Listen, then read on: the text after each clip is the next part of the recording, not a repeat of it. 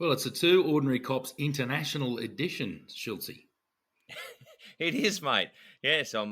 They actually let me back into. Well, they let me into New Zealand. I thought I might have a bit of problems at, especially coming into the country after. Well, I gave them a tip off, and it turns out their intel wasn't real good. Yeah, well, I think the funniest one is Miriam. Miriam was the only one that got searched when we went through the checkpoint, and I said, "Oh, I probably shouldn't have mentioned you had cocaine on you. I don't know. It just." Yes, no, no. Not a good practical joke on the missus, mate. No No. good. Yeah. So you're in the shaky isle of Christchurch, mate.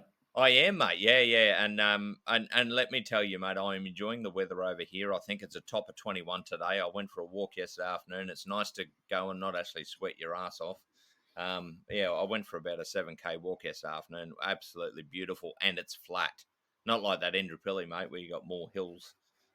Yeah. Just about anywhere else in the country. So yeah, no, really, really enjoying it, and the Kiwi hospitality, of course. Very good, mate. Very good. Any shout outs, mate? Well, yes, mate, we do. So we've got a Dan Burgess. He's contacted us from Dunedin, actually, a few hours drive south. Well, depending on who's driving, I suppose. But yeah, from here in Christchurch. And mate, he's asked, and I thought this was a cracker. We had a bit of a quick yarn about this yesterday before when we were talking about what we're going to talk about this week. And he's asked if we've ever had to basically call ourselves on duty and flash our badge. And I've just thought straight away, and you straight away have gone, oh, yeah, have we got a tale or two about that? Oh, yeah. Bloody hoops. Yeah. Well, I think before we go on, I've just got a quick one because we're going to talk about that today. So Yep. before we go on, I was at a car crash the other day with the RFS and a couple of Grafton coppers there. And I just got yarning as we do because it was fairly settled. There was no one hurt or anything.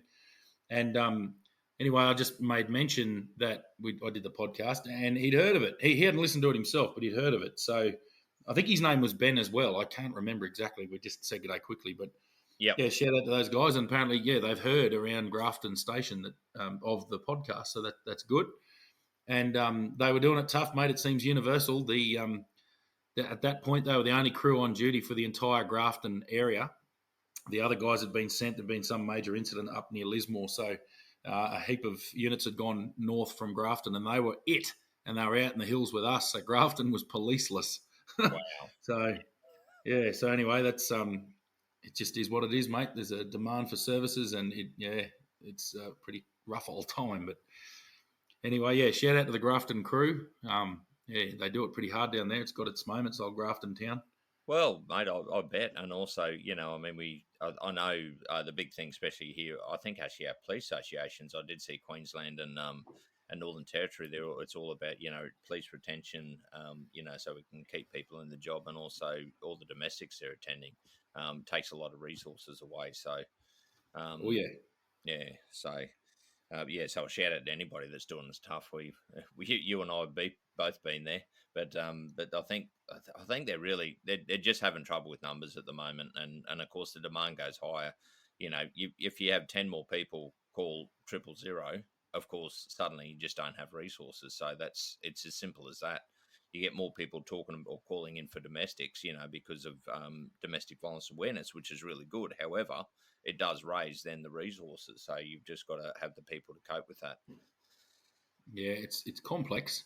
It is. But enough on-duty conversation. What about off-duty conversation? So if you like, I can sort of run it down before we start telling stories. I'll sort of give a rundown for those who don't sort of get it. I mean, coppers would get it, and most people can understand that you can do what's called call yourself on duty. So we're trained that you're a sworn police officer regardless whether you're on shift or not. It's you have the appointment, and when your work is purely based on how you get paid pretty well. So you do have the ability to call yourself on duty. In the Northern Territory, there is a law called Fail to Rescue, and that's more to do with assisting people in need. So if you're physically and mentally capable of assisting somebody in an emergency, you're actually required to do so by law. And that is fairly unique to the NT. I know that I train first aid down here, but we don't just train New South Wales, we train other places too. and we touch on legislation around first aid. And one of the things they get tested on is, do you have to help somebody if you come across them? And the answer in most places is no. You're under no obligation to engage and to help people, but not so in the Northern Territory. If you're physically able and mentally able and you've got the skills and you don't actually assist somebody, it's called fail or rescue. So Yep. That's more the first aid side of things. It's more to do with a person in medical crisis or in a car crash, just offering assistance to someone like that. You wouldn't be expected to put yourself at risk in a situation where, there's criminality or something similar. However, Schultzy, on more than one occasion, where we're required to call ourselves on duty. Now, Yep. I'll preface this by saying I've already mentioned in one of the episodes previously that we don't flash Freddy.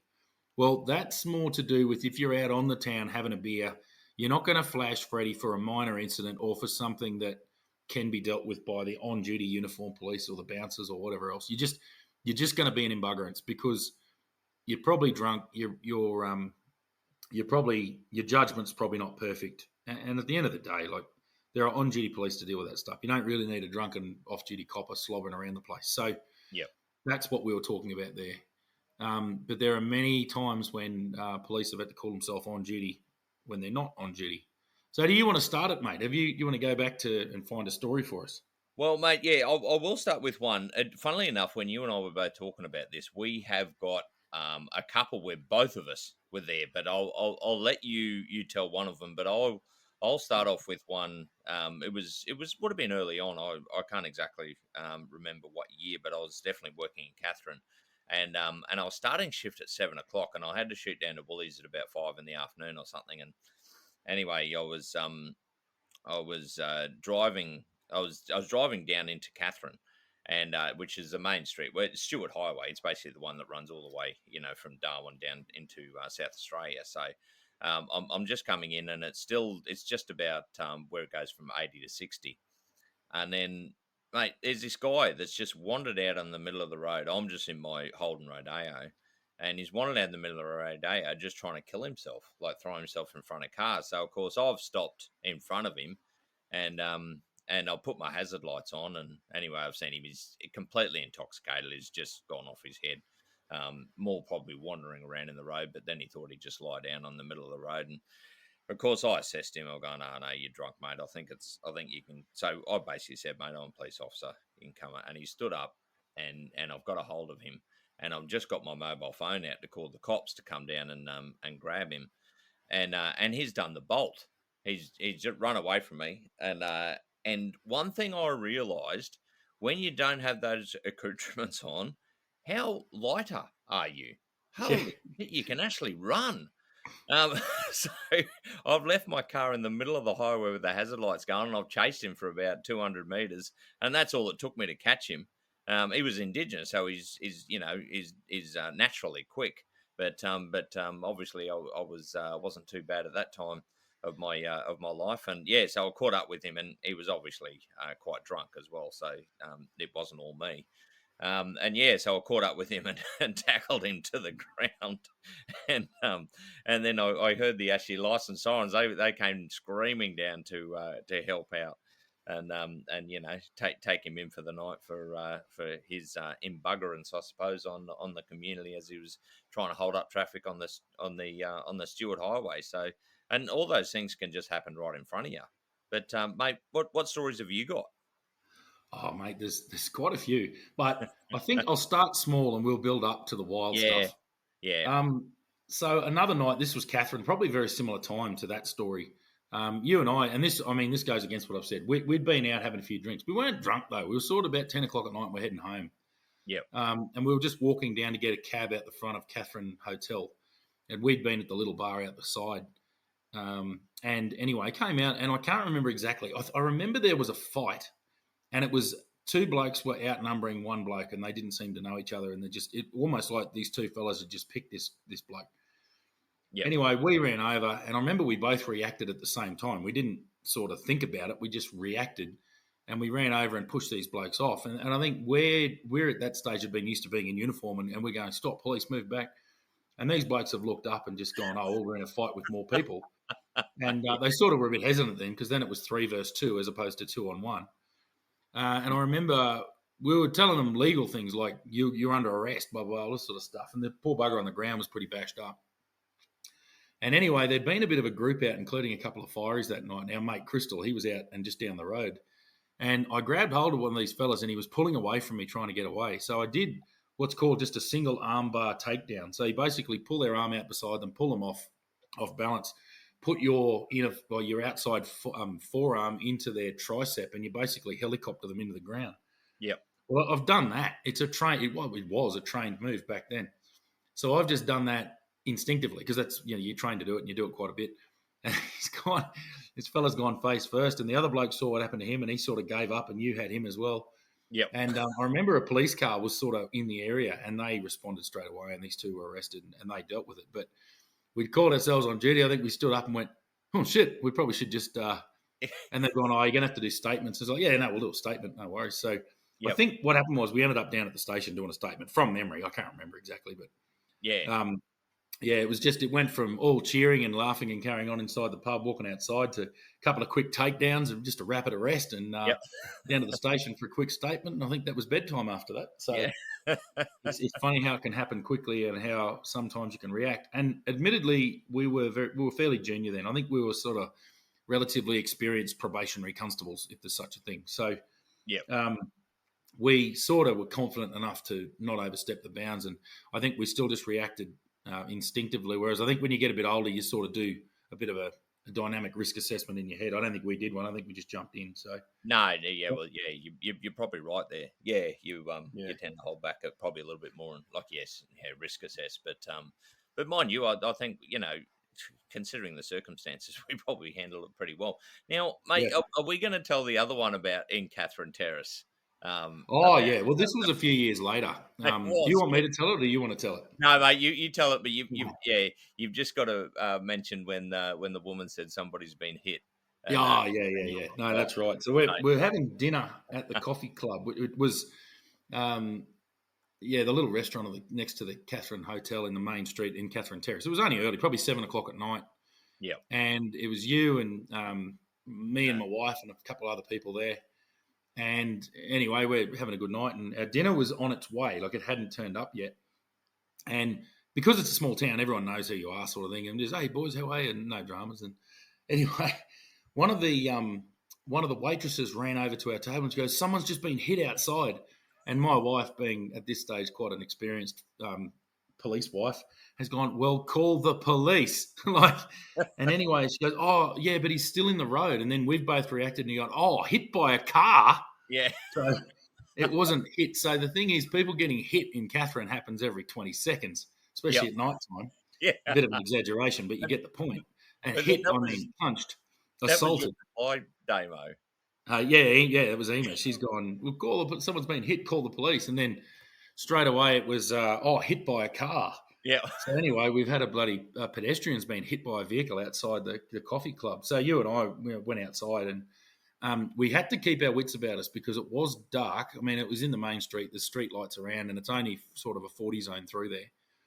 But anyway, we get over there, and a fella had been hit by a car. He was injured. He was on the ground. He wasn't deceased or anything, but he was on the ground and quite badly injured. And I think there were plenty of people around on the phone, but the biggest thing we needed to do was slow traffic down. So from memory, I think you and the ambulance was there pretty quickly from memory. So they sort of needed to be protected, but they had big flashing red and blues on, so they were very visible anyway. And I think from memory, we went further out towards the police station, so just out further south, basically, just to make sure vehicles were slowing down before they got to the ambulance. And that was our little job there. After we'd assessed him and sort of made sure that other people were calling 000, we realised that he was conscious, breathing. He just had injuries. And, so we've gone from that. Anyway, we were probably out there for about 20 minutes or so. And then the actual police turned up, and the ambos were, obviously there, and they took over the situation. And we sort of gave the guys a rundown. No, we didn't see what happened, but we were in the coffee club. And I'll never forget, because our dinners had turned up. So we went back to the coffee club. Yep. And the manager had come over to our table. He said, "Oh, boys, we'll get you some new meals. These are cold, and everything's on the house." Yep. So which is very generous of him. He didn't have to do that. So So we ended up with a free feed. I don't think we got free booze. I think we got a free feed out of it. Yeah, mate, they already knew our drinking ability, so Yeah. probably pretty smart, mate. Yeah. I remember instinctively that night because we've gone out, like you said, mate. It's dark, and we were just in our normal casual clothes and all that sort of thing. But I remember pulling the badge out, and it's the way, and I've spoken about this another time as well. We walked towards cars with a purpose and stopped them before they could actually get to him. And I remember people just complied. Like Yeah. even without your uniform on, if you do the stance and you act in a professional manner as a police officer and, basically command the scene, and we were a lot more experienced by this stage, so, and people just listen and they were completely fine. Oh no, we got to divert you over to this, lane and all this sort of stuff. And yeah, I mean, people were good, but I still remember like people going, wow, like, people actually stop for you, even though you're in plain clothes and all that sort of thing. But And we are. not just plain clothes, mate. We were in like board shorts, Yeah, t-shirts, and sorry. thongs. Like, Yeah, but you're right. You just get used to holding yourself a certain way, and I think people just realise that it's an off-duty situation, but they're clearly coppers. That, and I mean, Catherine, they probably recognised us too. probably. Yeah, So yeah. So, but yeah, mate. I still remember your reply because she's come over and said somebody's been hit, and you've gone. Somebody gets hit every like 5 seconds in Catherine. yeah, it's yeah, So yeah. yeah, mate. But that's no, yeah, that's a really good one. I've mentioned so I've mentioned that one where I was with my ex-wife in another episode where I saw a guy beating up a woman on the ground that was on the back of Railway Terrace when you're going back behind BP there. But mate, and that one was probably a bit more volatile because there was a lot more people around. However, what was that back road that used to go, from Woolworths, and we could, like, when we used to go to Catherine East, or where we lived. Um, Oh yeah, it starts with C. I can't remember, but yeah, that there's a drive out the back. yeah, Yeah, I know the one. it goes, yeah, it's kind of out of the way. It's a little bit out of town. You'd only get people walking along there if they're going to go to Catherine East. Yeah, You don't get a lot of foot traffic. But anyway, it was just going on dark, and I wasn't working that day, and I was just driving home, probably from going to Woolworths again, something like that. And as I was walking, and there was a husband and wife. They're both Indigenous, and as I'm driving, I kind of see her kind of step forward, and he was like reaching for her, and I thought, oh, you know how you catch that out of the corner of your eye? It was just going dark, and I thought, oh, that looks a little bit weird. Anyway, I've gone past him, and no, there hadn't been any contact between the two. But then I thought, oh, I'll just check in my rear vision mirror. By the time as soon as I'd gone past, he'd actually leapt forward and grabbed a hold of her, and I saw him. He was just had her on the ground, just laying into her. So I've stopped and done a U-turn, basically pulled up straight next to him, got out, and basically called the police, said, oh, I need you down here now. We've got basically assault. And look, in those sort of cases, great because you're the witness. So you're always going to get a conviction for that one. And anyway, and she's straight away, oh, no, he didn't do anything. I said, bullshit, you stay there. And anyway, he stood up and shaped up to me. And I remember, look, not very professional like, but he's shaped up to me. And I said, mate, honestly, take a swing. Could nothing would be pleasure me more than actually putting your ass on the ground. And I said, sit down. And he kind of saw the dominance of my actions and basically my voice and my verbal commands, and he sat straight down on his ass. He kind of realised he wasn't going to win that one. And Mm. came and arrested him. But yeah, I mean, there was nobody else around for that one. It was a husband and wife, and you and I and every other copper knows full well you can actually get both of them turned against you in those sort of Oh circumstances, yeah, they're especially when bloody dangerous. Yeah, yeah, and when she's sort of obviously he was laying into her on the ground, and she's turned around saying he didn't do anything. Um, yeah, but yeah, it's just one of those things, mate. But how about another yeah. one from? Chambers Drive is that road? That's the one. Yes. Yeah, yeah. Yeah. No, I know the one. Yeah, it's funny that how um, you sort of don't look later in my career. I didn't really intervene. I mean, you would if there was something going on and you really had to. I've helped out. I did a bit of first aid in Alice on a couple of people. The poor old Alice Springs, as we've spoken about. But you'd see someone on the ground with a bad injury or people gathering around, and you just come over and check them out, and generally call an ambulance and just a lot of first aid was just sit down, just hold it, mate, just hold your shirt on that and stop the bleeding. There's a lot of that goes on, Yeah. as I've spoken about. But yeah, you and I, mate, in your party town of Tennant Creek. Do you want to tell that story? Yeah, mate, and we've mentioned this one when we were talking to Bob Rennie. Who calls Tennant Creek a party town? But I did. Um, at the time, I I'll was with. probably preface it why. Like it was, you know, at that stage, none of us had any kids, and it was still, I was a junior. I was a detective in Tennant. There's three of us there who were detectives, and Tennant Creek was a busy joint, but it's a little place, and there's not a lot of resources. So you are fairly busy, and you do play pretty hard on your days off, and it's a good social spot because there's not a hell of a lot else to do, and there's only a small number of people in those sort of, your tradies and nurses, doctors, teachers, coppers, ambos, everyone, fireys, everyone sort of hangs out together. So as a result, it's a bloody good little social scene in Tennant Creek. Yeah, And you'd gone through a bit of a breakup, and I remember you had a bit of time off, and you'd said, um, I think we were just yarning. And I said, mate, if you got days off, come down and visit. We'll have a bloody good time down here. yeah. And I remember the day you came into town, and do you want to take it from there? Yeah, mate. Well, and because I think we rocked up most of the time, I would actually leave because I was working out at Raminginney at the time, and so it wasn't a short trip. It was what 700 k's or something, I think, to come down and see you. Yeah, Um, but I think you'd stayed the night in Catherine the night before. I did. Oh no, what I used to do is leave really early in the morning, so I'll get there like in the afternoon, Friday afternoon, and Yeah.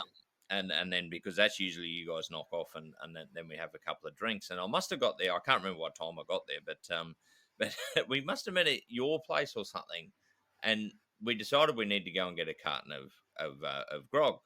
Because obviously you were short for some reason. I don't know. You probably drank it all the night before or something. And anyway, down. We're heading down to the bottle, and what do we run into? But a woman with a knife.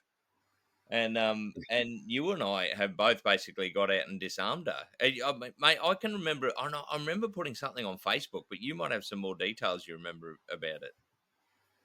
Well, yeah, I'll just find that. Yeah, it was down at there's a pub in Big Golden Pub. I can't remember the name. Down in the main street. So we've pulled in there, and I remember looking, and there's this woman. There's obviously Right? an issue happening out the front of the pub, and we were just going to go in and buy a carton over the counter.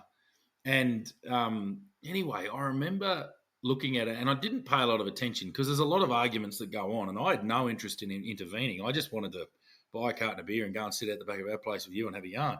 Yeah. So it was about probably 2 o'clock in the afternoon. I think takeaways had just started, so that would be why the pub was empty because the pub normally empties out at about 2 o'clock, and there's a lot of people gather around, get their takeaways, and go from there.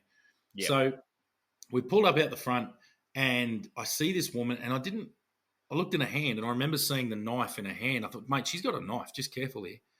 But she Yeah. wasn't. She was obviously staggering a bit. And I remember we walked up behind her, and you grabbed her from memory. I Yep. think you I grabbed did. her, and then I helped, and we sort of snatched we pulled the knife out of her hand, which is not the safest thing in the world to do, but we sort of had the situation under control. But do you want to take it from there, mate? Yeah, mate. Yeah, because I remember actually grabbing her and basically getting the knife out of her hand, and we had the ability. She didn't because we weren't police. She hadn't really paid much attention to us, so we could actually kind of basically get inside her personal space without being a threat or without being worried about her stabbing us and grabbing hold of her. And mate, you must have actually called the police down there, or they were coming down. They'd heard about it. I think they'd already had a call in relation to the woman with the knife, and Yeah, I think the manager from the pub had called. She'd been kicked out of the pub and she was cranky and she that's was out the right. front trying to. I don't, from memory, she wasn't attacking anybody. She was just No, threatening everyone with this knife. yeah, But I'll never forget, we sort of grabbed her so quickly and threw her on the ground yeah, and she that's was just stunned. And then all of a sudden she was unarmed and I had the knife and it was like, right, oh, well, this is what's happened. right. And Yeah. there was pretty good CCTV at the front. So the whole thing was caught on camera from memory. Yep. And anyway, the boys turn up and they arrest her and they're like, what did you blokes see? And they just took notes at the time. And I Yep. remember we went inside, bought a carton, and we go back out and get in the ute and drive back. And we're like, anyway, Schulte, welcome to Tennant Creek, mate. Yep. And I was like, holy Jesus, I love this joint. It's wild. Uh, Well, mate, exactly. I used to get actually a bit involved in Tennant Creek because I remember you guys because usually I'd go down there for a weekend, and if you guys got called out, a lot of the time you'd actually call me to come in and actually put me on duty, and I'd take statements, and you thought it'd be quite funny when they're reading out the statements why it's taken from the sergeant of Ramangini Police Station. Well, mate, on more than one occasion, I Yes. remember you turned up one afternoon, and there was the old CIB thing was on a Friday afternoon if there's nothing going on. Unfortunately, this doesn't happen anymore. It No. was a really good thing because we worked bloody hard like through the week, and if there was a big job on, it was all bets are off. You work till you fall over. But if it was Friday afternoon, lunchtime, and there was nothing going on, quite often, not every week, but a lot of weeks, we would just stand down, go and have lunch at the Memo Club just up the way from. It's only about a 300-meter walk, or not even from the police station, Yep. and have a few beers after work, and it was just a good wind down for the week. And that was what you normally arrived to. You'd turn up at about 2-3 in the Yes. afternoon and come and have a beer with us. Yep. Well, anyway, I remember you turn up this one day and you're driving into town. And you go, righto, mate, are we on? It's like, yeah, we're on, all right. We're still in the office. We've got probably a few more hours to go. And I remember because you knew a lot of the guys at Tenant anyway, so you'd rocked in to the police station and talk about called on duty. Well, this is a whole different story. This isn't reacting to a situation on the road. This is, excellent. You can take the statement of this witness. Yep. So you've walked in and just gone, yeah, what do you need? No worries. And we're like, well, mate, we've got 3 witnesses sitting outside. We're going to take statements from these guys as we go. Do you want to grab one? Yep. So I remember you'd walked in there all cheery thinking you're going straight to a liquid lunch only to end up taking a statement for Tennant Creek CIB. Yeah, getting overtime, mate. Well, you were. Well, that was the funny thing. Like your overtime cost codes would have been all over the shop. It's like, hang on, why have you got the Barclay Region CIB bloody cost code for this overtime? Mate, there was 1 or 2 occasions people have commented and reckon I could actually still get on the cost code of the Falconio murder. Yeah. Yeah. But, I mean, that happened more than once. There's other times there, like you said, over the weekend, if I'd got called in, we might have had a few drinks the night before. It might be like, look, there's been not for a major job because then it's just, you may as well leave because I'm going to be gone all day. Yeah. But then it was, I remember a couple of times it's like, mate, we've probably got 2 hours work. We just got to square away this and get a file in on this bloke. GD's locked him up last night. We're just going to re-interview the mum. Forensics have got the scene sorted, but there's a couple of other witnesses. Do you mind just taking some statements and then we can knock off? He's like, yep. Yeah. So Shilty's in there, called out with me. And obviously this is all approved. We've got onto the OIC and said, look, Shilty's here. We've got an extra set of hands. And he's like, yeah, mate, absolutely. That saves pulling GDs across to do it. So, buddy, if he's happy, pull him in. And it was never an issue. I remember they were pretty good like that because they realised obviously you're a serving police officer from the northern area. It's no issue. You can be called on duty. So, it was more the approval of the overtime payment, which was, that's just administrational. So it was just, yep, no trouble. In you come, mate. There's your statement. Here's my statement. Yep. And I mean, the beauty of that is it sort of cuts down the time on the call out anyway. But mate, you would have done that 3 or 4 times in Tennant Creek. Yeah, mate. I'd still remember, and each occasion, I think one of them I took 3 or 4 statements. You'd actually just walk them in. I remember I'd just sit in your office, and you put me at one of the computers, and you just bring a witness in. And then when I'm finished with that one, there'd be people basically just grabbing witnesses and bring them down the station. Just to hand them straight at me, and I loved it. I was just sitting there in front of a computer typing away. But unfortunately though, I never got paid to come down and go to a court case down there. So you must have done really good files because I never got called to give evidence. No. She's a pretty tight old show. Because that's for anybody listening, that was one of the old things I used to do when you used to go and help out like Kalkaringi and all that. You used to make sure you were on the apprehension report as a witness because back in Kalkaringi in the day it was a 3-day, was it 3 or 2 day court? 2 day, I think. Yeah, but you go out there on the day before, and you usually there was a bit of a party. The police had thrown a bit of a gig after court, and so you get to actually have a few drinks, out at Kalkaringi with the crew. Just a bit of a socialise, yeah. You may as well capitalise on socialising while you're there for a legitimate court case. You may as well actually enjoy yourself. Yeah, that's right. So. But the best one of them I ever heard, there was a very major incident in Alice Springs. I wasn't involved in the job. I just happened to be in Alice when the court matter was being heard in the Supreme Court in Alice Springs. And a former Alice Springs CIB member who'd been involved in the initial response to this job 2 years earlier had left the police force and actually bought a pub down in New South Wales.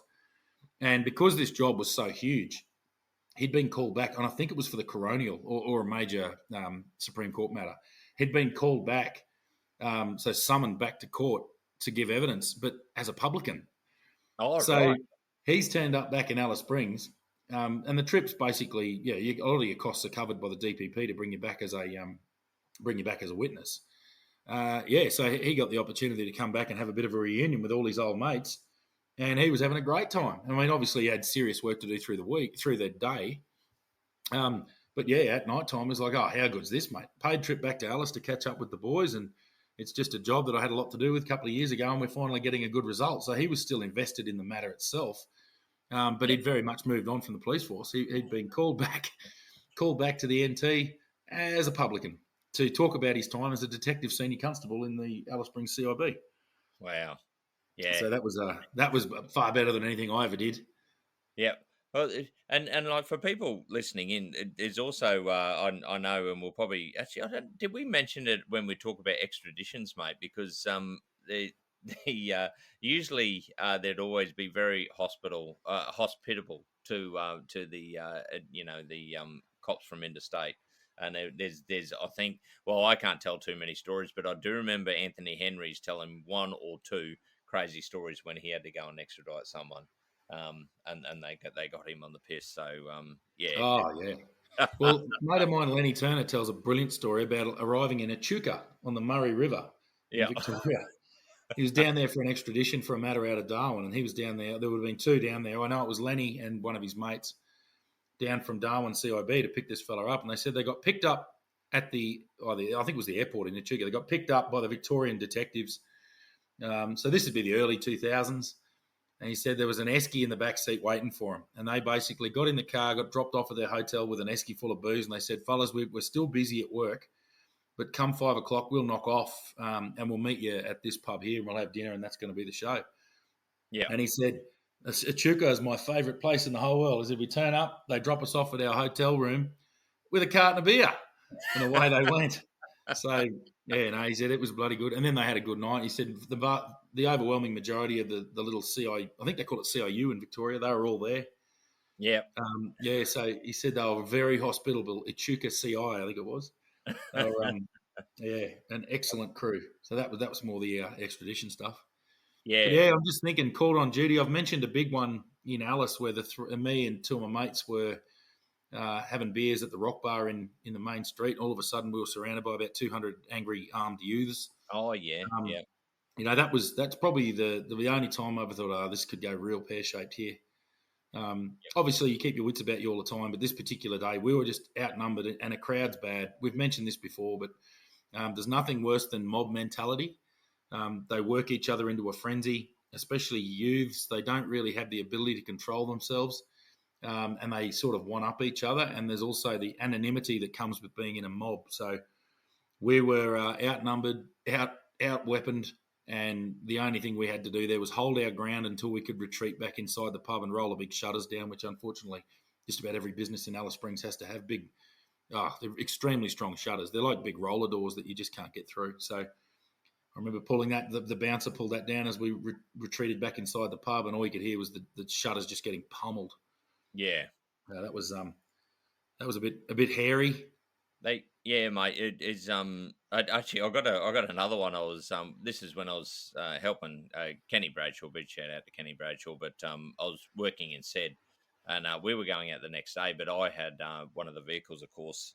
We're going out because we always leave at about 2 in the morning or something, or midnight probably. Go out and do a roadblock, and anyway, so I just went down. It was, I don't know, about 8 o'clock at night, just to fuel up the vehicle before we headed out. And I was off duty because you take those cars with you wherever you go. And anyway, I was sitting in the BP, and of course, two of our regulars decided to, well, I suppose one guy, won't mention his name, and the female, she was his auntie. And anyway, he's started laying into her. Anyway, all right, come over here, sit down. Anyway, this guy, we knew him really, really well. And we knew the other one really well, and they're probably both as bad as each other. But anyway, this is a small statue kind of guy. And anyway, I've just said, sit down. stay there. And I've called the police. I said, and I'm still actually fueling up the car. I never laid a hand on him, but he sat down right next to me. And I said, you sit there. And he's complaining to me, going, yeah, but she said this. And I said, I know, mate, but you just can't go around hitting people. And he's still sitting there. And anyway, the police came down and arrested him, and he was completely compliant, never had to lay a hand on him. And the other one got attended to by the hospital. Mind you, she's been in 500 fights, I think, over Yeah. the years, and so she wasn't too bad off. And not that he could probably inflict a lot of pain anyway. And I think you know who exactly I'm talking about. Yeah. And Got a fair inkling. and anyway, he's been arrested. But the funniest thing about that, I was he went to court the next day, and I said, I'll do my statement up and all that sort of thing. And anyway, he pled guilty, but apparently he's just gone in. His defense lawyer goes, oh, we can contest this, blah blah blah. And he goes, no. He goes, Ben said I was guilty. I was guilty. So Guilty for that one. yeah. So he just pled guilty. You go, no, I trust Ben. I'll go, oh, jeez. He was good. He was. We used to use him for a lot of intel and all that sort of thing. But Yeah, a little rough diamond. I know who you're talking about. yeah. Well, he wasn't a diamond. He, No. he was just rough. He was all right. He had a kindness about him, but he certainly was capable of criminality. Oh, I think definitely. yeah. Usually just break and enter was his normal thing for alcohol. Yeah. He was an alcoholic. And just seeking out enough booze for him. So he'd bust a whole window to get into a bloody bottle shop and then just take like one bottle and leave. Yep. Yeah. That's all he wanted to do was keep drinking. He's one of these people that you knew he had grog stashed away. That if you released him in the morning, if he took off like a bolt out of the watch house when he was just staying there for protective custody, and if he was in a rush, you knew he had alcohol stores somewhere, and you see him in a few hours. Yeah, just go back and have another snooze. Yeah, look, it's a tragic tale, but I mean, it's just reality. So you've got to sort of have a humorous sort of outlook on it when you're there because you've got to deal with it all the time. So it just becomes, and it's funny, you become someone to them who they sort of know and trust. Yeah, exactly. Yeah, you do. Yeah. And we liked it. I mean, we ran into him all the time. It was, it was we probably run into him more than we do most of our friends. So, but I believe he popped up in every single piece of CCTV during a major investigation. Yep, just wandering the streets. Yeah, mate. When I was doing the that Old Street Operation Old Street, the murder in Catherine, and I had a review of the video footage. That was my most entertaining part because I had all the CCTV footage in Catherine, and you just see him pop up every now and again. It was like, where's Wally? Yeah, but where's Zachy? I won't say his last name, but yeah. But look, I do have another quick one. It was on duty, but it very easily could have been off duty because it had nothing to do with policing. And I've told you this one before. Look, as stated before, I'm the bloody Grim Reaper, and I've done CPR a lot of times. And me and my partner, this is early days in the car key days, we pulled up at the BP survey, 10:30, 11 o'clock in the morning, refueled the vehicle. And, you always work as a team as the coppers. So my partner's outside fueling up, and I've just gone to line up because, there's always a few people there that time of day. It must have been the dry season, lots of caravans around. And anyway, I've walked in and there's probably, 3 or 4 people in front of me paying for fuel, and I've just got the fuel card waiting for him to finish filling up the ute. And there's an old fella just in front of me, and he turns around, just a friendly smile, and he just turns back around, and I think he said g'day. I just said g'day back, and I'm just standing in the line waiting. Anyway, it wouldn't have been 30 seconds later, that same fella just fell straight back onto me, and really hard. Like he basically just completely lost the ability to stand up and flopped straight back on me and then smacked into the ground. I mean, I sort of stopped his fall and then held his head, and I'm just talking, going, mate, you're right. And I looked, and I could see that his eyes were fixed. And he wasn't breathing. I could tell straight away that he wasn't breathing. And I thought, bloody hell, this bloke's just died and fallen on me, which is what happened. Yeah. Anyway, so I've just got on the radio and I've just gone, I think we're 481 or whatever, 481 urgent, get an ambulance at BP Server. And they're like, oh, yeah, we haven't got you off at a job. I said, no, we're not at a job. We're bloody refueling. And I told him what's happened. Yeah. Anyway, I roll into CPR, and my partner's heard this over the radio, and he's like, Barb, what? And he's run inside, and he's got me on the ground, and there's a bit of a crowd sort of stunned. Like, people just freeze. They're like, what the hell? And I didn't really ask for any help because I've just gone straight into CPR on this guy. And my partner came in. He's like, "Oh shit, what happened?" I said, "Mate, he's just fallen on me. Like he just fell over. I think he's had a massive heart attack." He's like, "Yeah, righto, okay, here's what it is." So he's sort of telling people, "Just come on, just move back." And I think they shut the door to the the sliding door at the front of the BPs. Yep. They've Yep. turned that so it won't open, and they've just asked everyone inside to stand back. Anyway, we're going away on this bloke, and it would have been not long. Like Catherine's pretty small. I remember the Ambos were pretty quick, and they've turned up. We've opened the door for them, but by this stage, the wife of this old fella, she's sitting in the passenger seat of their car out the front. So they've got a 4-wheel drive and a towing a caravan. They've just refueled. She's in the car. She's going, "What's going on?" She's come to sort of see. And I think she must have got a glimpse through the window and seen us inside doing CPR on her husband. So she's obviously then quite hysterical. But yeah, we were into it. And, anyway, the Ambos did their thing and we helped them. We just keep doing CPR. They put all kinds of monitors and things like that on the patient. They were happy with our CPR, so we keep doing that. They start injecting with adrenaline and different drugs to try and get him back. Anyway, they're pretty certain there's no way. He's had basically a massive occlusion, which is just a catastrophic heart attack.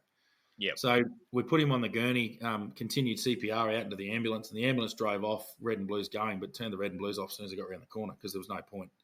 And from memory, he was taken straight to the hospital. And we went up, and I think we actually took that coronial on, but it was very quickly resolved.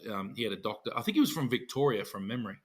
He had a doctor down in Melbourne who just signed him off. He said, "Yeah, look, he's got fairly bad heart disease and things like that." So it never became much of an investigation. But obviously, because we were there, it became our job. Now, the reason I mentioned that one is, yeah, sure, we were on duty, but that could happen to anyone, anytime. And it was just the ability to respond to it. And I would like just the little bit of input would be, don't be afraid to intervene, especially in first aid matters. If you're acting in good faith and you're not acting beyond your knowledge ability, like if you've got a first aid qualification or you've got a CPR qualification or you've just done one once and you know how to do this stuff, don't be afraid to slip in and help out. It's just, it will make you feel good about yourself if you've done your best, even if they don't survive. It's like they were going to die regardless of your input. But the fact that you've ripped in there, I mean, I get first responders and military types would get this, but I just mean to any person, there's a real bit of a culture in society around the world of don't get involved in anyone else's business. Well, it's just, someone else is in crisis and they just need help. I'm not saying intervene in a bloody active shooter and get yourself killed, but I'm saying if there's a first aid matter and you can assist, then the assistance is always appreciated.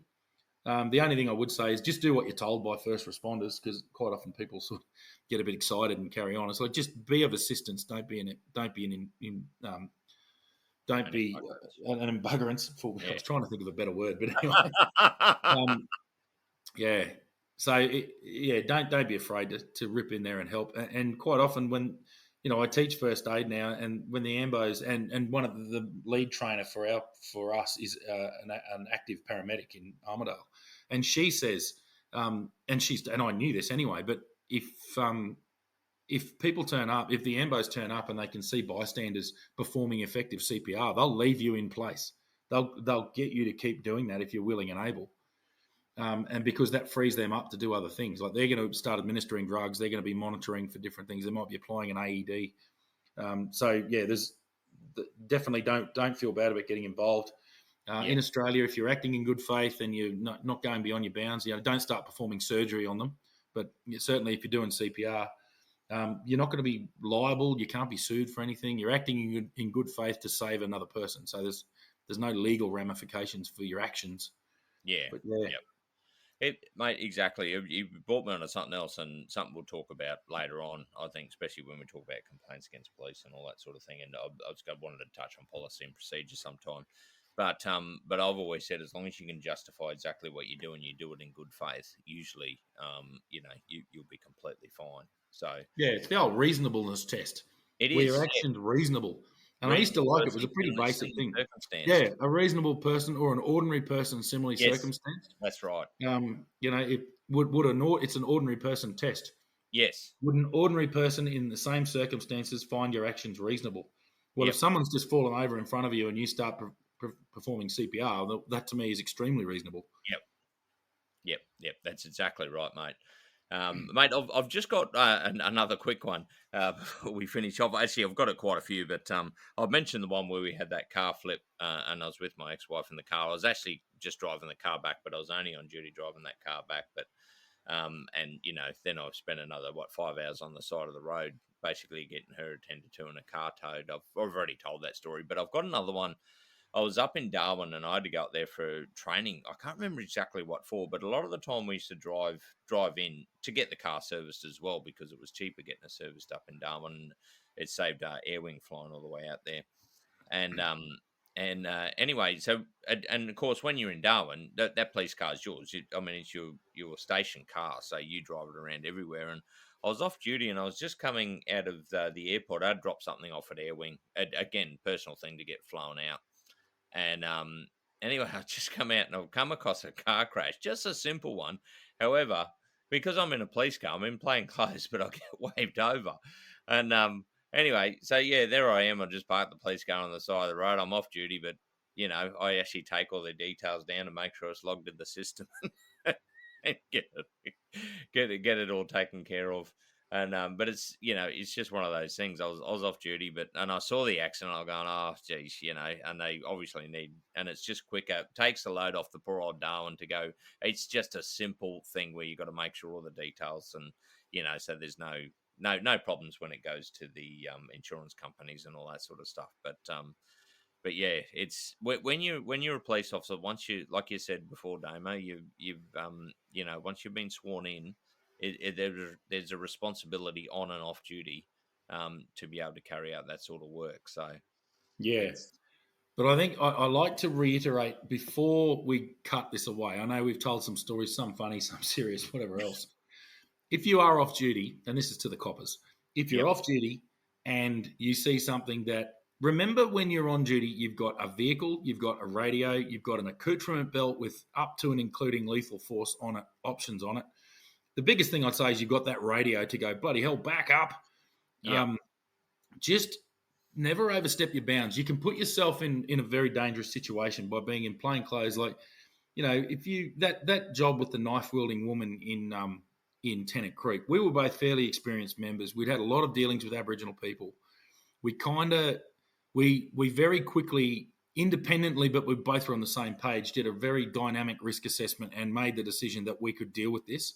yep, If that had been a large man, quite strong with and more aggressive, then it may have been that we would have just got people back from him and yeah, just tried to communicate. But the big thing you got to remember is that we've got no ability to inflict any harm on him in order to defend ourselves. If he's a very motivated person coming at us with a knife, we're in a bit of trouble. That's as bad as it gets. You're being faced with lethal force, and you've got absolutely nothing you can do back. So, while we've spoken about some funny stories, I think we're not encouraging people to go out looking on your days off. Just enjoy your days off. Like, don't go looking for work, for God's sake. But yeah, definitely. If you're in a situation and you can be of any assistance, yeah, sure. But I'll reinforce it again. If you're out on the booze with your crew, you're in your young, if you're a junior copper or even senior copper, leave your goddamn Freddy at home. If you see a major incident or something like that, and you've had a fair few to drink, and maybe get on 000 and call in, and you're certainly a very good complainant because you know how to describe things and you know how to give the information that police will need. But don't put yourselves, don't lose your life off duty for something no. Mate, that's a very good point, Damo, and you're exactly right. You hit the nail on the head there. We did actually a risk assessment that day together.